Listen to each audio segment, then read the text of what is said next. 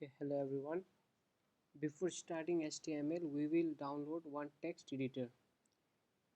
Even though in Windows operating system we have Notepad or Notepad++, but here we will be using Sublime Text. Why Sublime? Because it can be used not only in HTML but also in other programming languages and scripting languages. So let's get started. To download Sublime Text, we have to go to in any browser.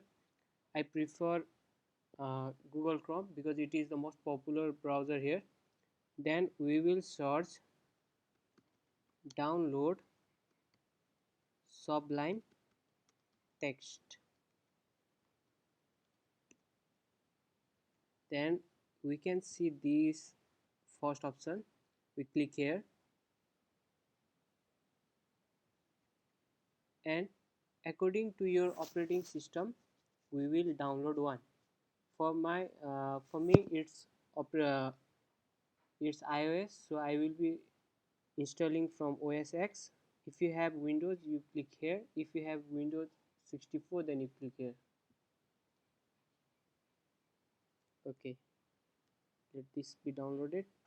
It says it will take 13 to 14 minutes. So for time being, I am going to pause this video. You also click on the suitable operating system and download the text editor.